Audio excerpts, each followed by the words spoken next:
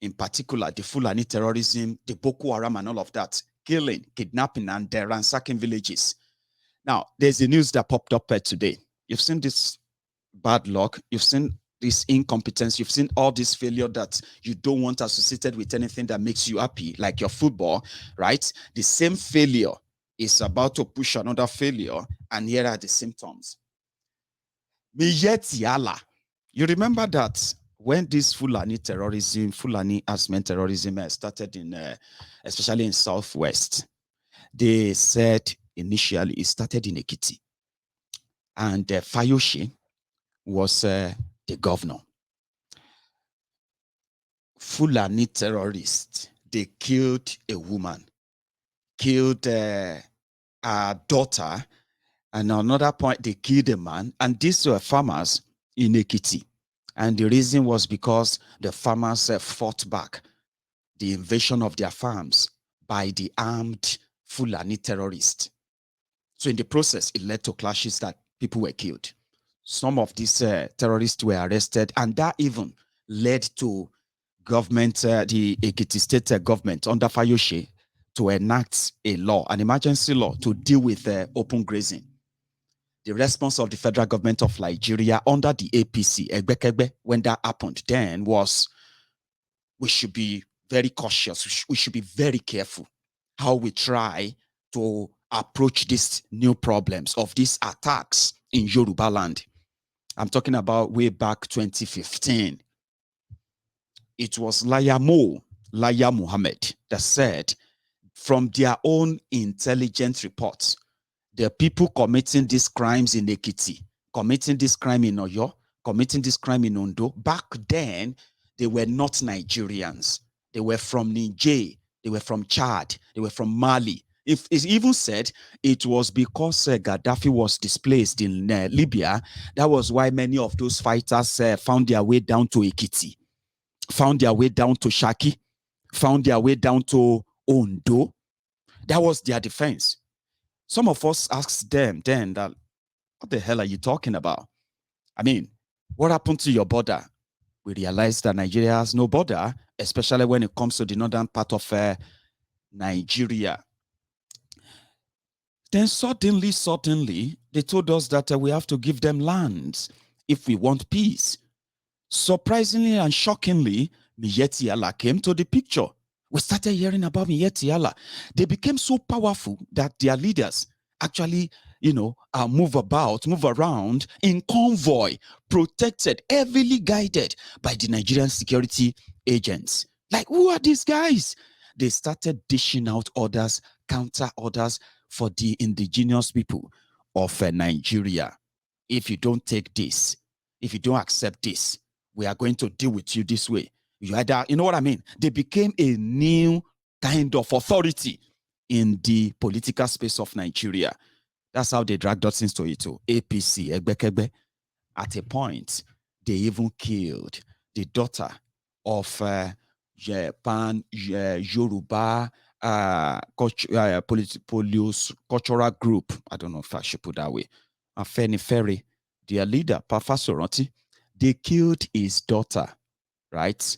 And the Osu of Lagos, Abi what they call him? Zazu Se, Tifnumbu of Lagos, who led the Yoruba APC into APC. And today, whenever this Boko Haram gang want to talk, they will say the Yorubas are with them.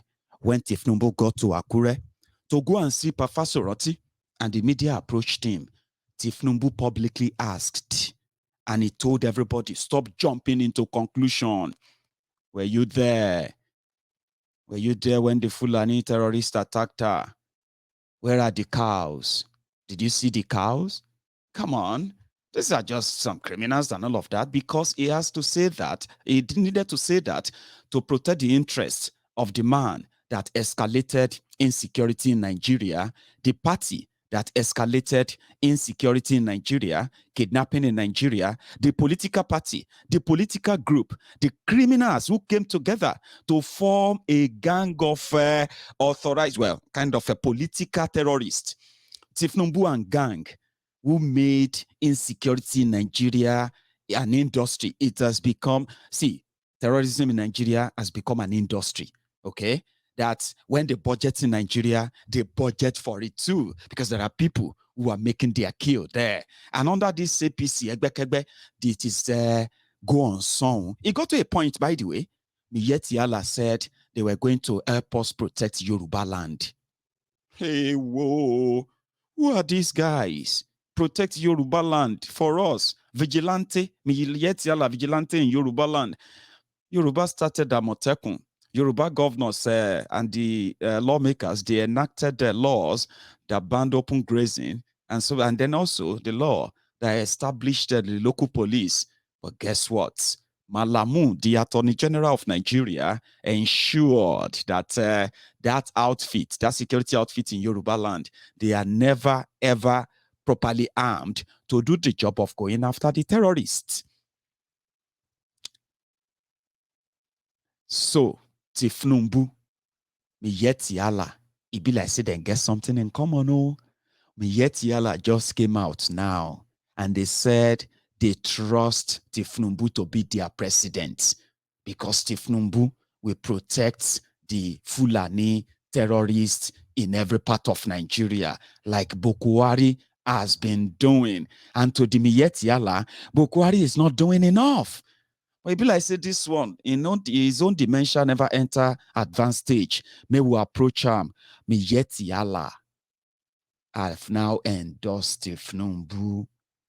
Remember, when they tell you that don't listen to Mayegun, when Tinubu become president like this,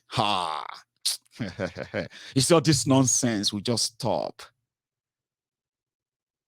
All this will, I need this, forget it. Tinubu will just give you restructuring. Tinubu will just,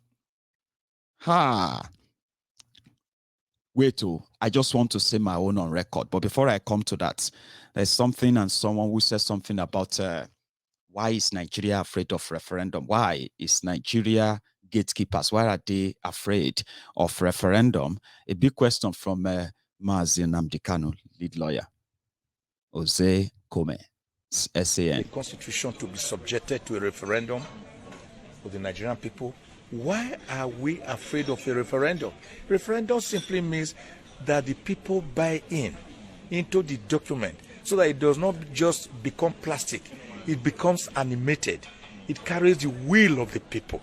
It carries their imprimatur. It becomes legitimate. It becomes respected. It becomes autochthonous. It enjoys the will, respectability, and legitimacy of the people, as the American people did.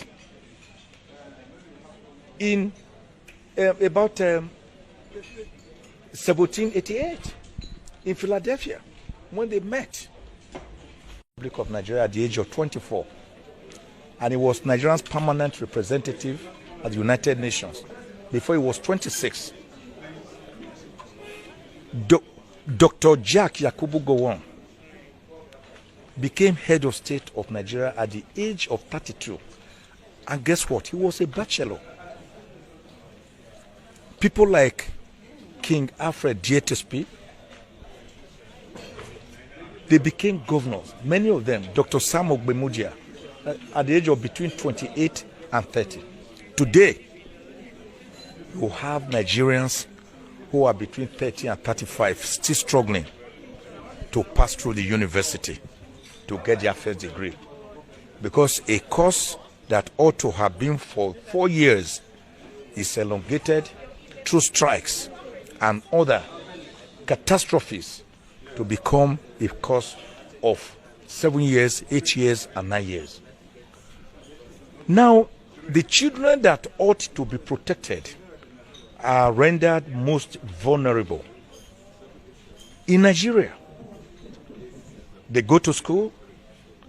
In their schools, they are captured by Boko Haram, by kidnappers, by armed bandits, and their parents are made to pay ransom.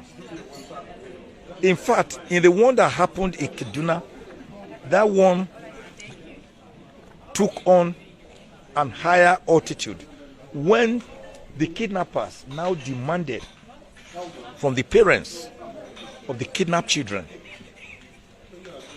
to buy and bring for them bags of rice, beans, gari, palm oil, vegetable oil, sugar, salt, Maggi cubes. They even dictated how many of these should be brought, or else they will kill their children. That was to keep the children alive for the purpose of ransom being paid for them. So we have a situation where we are all vulnerable, not just our children. In schools, we are vulnerable. In our markets, we are vulnerable. In our offices, we are vulnerable. On the streets, we are vulnerable. In our farms, we are vulnerable. In the air, we are vulnerable. On the waters, we are vulnerable. Everywhere, there is problem. Nigeria has never had it so bad. And a country like that, without peace and tranquility, without security and welfare, which are the two primary purposes of government, can never progress. It will just suffer the fate of the barber's chair of perpetual motion on its axis without any progress. And that is why today's symposium, today's workshop on Nigerian children and insecurity is very apt, very apposite, and very timeless, because it presents us an opportunity to x-ray the clear and present danger of the multifarious problems that currently beset the Nigerian child, who, when he is not able to go to school, is also made a child laborer, selling gala and pure water on our streets, or married out as a girl wife to rich people between the ages of 12 and 16. That is not how to grow or develop a country. Nigeria must begin to go back to brass tacks. We need a new constitution for the people, a constitution to be subjected to a referendum for the Nigerian people. Why are we afraid of a referendum? Referendum simply means that the people buy into the document, so that it does not just become plastic, it becomes animated. It carries the will of the people. It carries their imprimatur. It becomes legitimate. It becomes respected. It becomes autochthonous. It enjoys the will, respectability, and legitimacy of the people, as the American people did in about 1788. I decided to play that video long enough for everyone to understand and possibly make a sense of the damages that illegitimate constitution is doing to Nigeria, including to a Nigerian child. There was a time I told you, I said, if all of us are paying attention very well to what Nigeria has done, the damages Nigeria has done, the damages that these guys have done collectively in the last 22 years alone, 22 years of democracy. I mean, if we can't track what happened before 1999, let's start tracking from 23 years ago, 1999, when democracy started.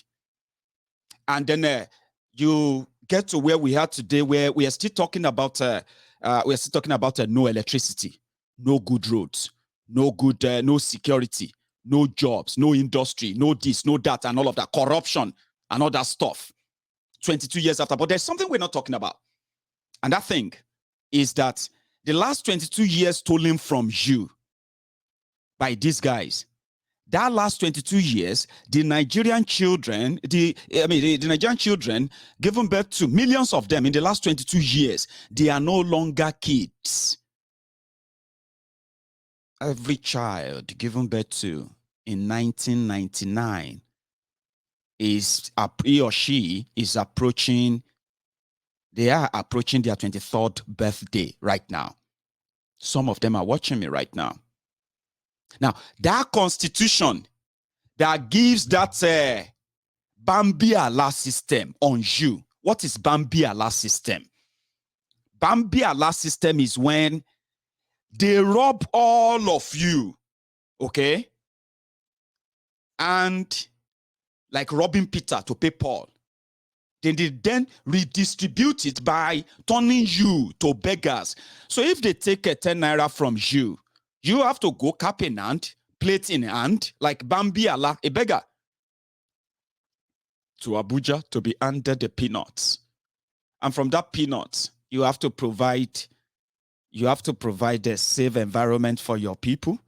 You have to provide a safe school, safe hospital, safe, everything development for your people. From that peanut they will give to you, which most of the time, those peanuts are given to, they still steal them. So at the end of the day, people forget about many of those children. Some of them are growing up on the streets. Some of them are already groomed, raised to be the terror that you are all going to be dealing with tomorrow. Like you are dealing with some of this today. That illegal 1999 constitution, that illegal fraudulent book, if you don't dispose it, everything you do on it, or everything you do according to that illegal book will continue to backfire, continue to kill you physically and otherwise. That's what I found out. So now they have this guy coming, this Kolu. nígbà tá à ń gbàdúrà ká bọ́ lọ́wọ́ òkú ayé kan tá a sì ń wò páǹbọ̀ ń bẹ̀ lọ wẹ́rẹ́wẹ́ ìwọ ọlọ́run kí lè ṣe wa lórílẹ̀‐èdè nàìjíríà gan. tí ò ní sọ anything, kò ní sọ